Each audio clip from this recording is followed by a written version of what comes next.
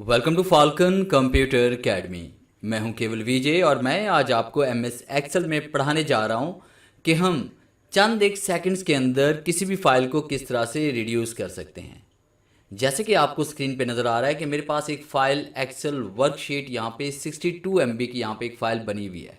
अगर मैं इस फाइल को किसी को ईमेल करना चाहता हूँ या कहीं पे सेंड करना चाहता हूँ तो ये फ़ाइल लोड होने में और अटैच होने में काफ़ी टाइम ले जाएगी।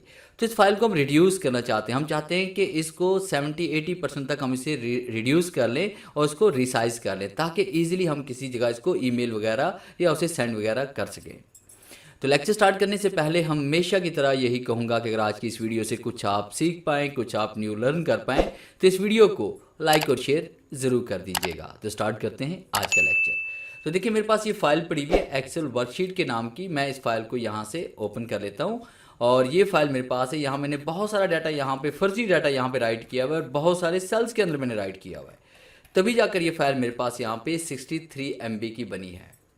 अब मैं ये चाहता हूँ इस फाइल को मैं रिड्यूस कर लूँ, इस फाइल को मैं रिसाइज कर लूँ ताकि कहीं पर भी मैं इसको ईजिली ईमेल कर सकूँ, कहीं भी मैं इसको सेंड कर सकूँ। तो इसके लिए मैंने क्या करना है, सबसे पहले आपने फाइल पे आना है। इस फाइल को ओपन करने के बाद जिस फाइल को आप रिड्यूस करना चाहते हैं फिर आपने सेव एज पे क्लिक करना है। सेव एज पे क्लिक करेंगे और ब्राउज पे क्लिक करेंगे या फिर आप कीबोर्ड से F12 प्रेस करेंगे। जैसे हम F12 प्रेस करेंगे तब भी आपके सामने सेव एज का वही डायलॉग बॉक्स ओपन होगा।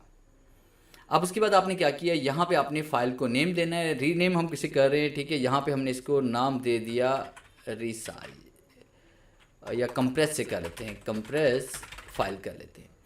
और उसके बाद फिर आपने यहाँ पे सेव एज टाइप में आपने आना है और यहाँ पे हमने सेलेक्ट करना है एक्सेल बाइनरी वर्कबुक। आपने ये वाला फॉर्मेट यहाँ पे सिलेक्ट करना है एक्सेल फाइल के लिए। तो आपने एक्सेल बाइनरी वर्कबुक पे आप क्लिक करेंगे और जैसे हम क्लिक करेंगे तो आपके सामने यहाँ पे देखिए इसमें XLSB के नाम से आपकी फ़ाइल ये एक्सटेंशन में सेव हो रही है। ये एक्सेल का ही फॉर्मेट है और इजीली ओपन हो जाती है फाइल भी।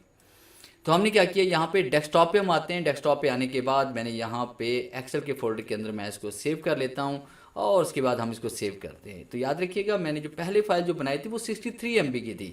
अब जैसे मैंने यहाँ पे सेव एज टाइप इसका चेंज किया और मैंने सेव पे क्लिक किया और उसके बाद जैसे हम इसको चेक करेंगे तो ये फाइल कंप्रेस हो चुकी होगी।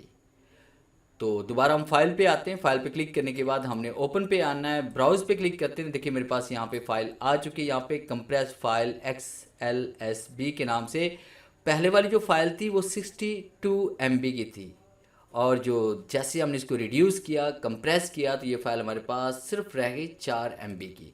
अब जैसे हम इसको ओपन करेंगे ये फाइल भी वैसे ही ओपन होगी। तो है ना ये कमाल की कमांड कि आप अपनी जितनी भी बड़ी फ़ाइल है, जितनी बड़ी MB की फ़ाइल है उसको इजीली आप रिड्यूस कर सकते हैं। तो ये था मेरा आज का लेक्चर जिसे मैंने आपको पढ़ाया कि किस तरह से किसी भी आप फाइल को रिड्यूस कर सकते हैं।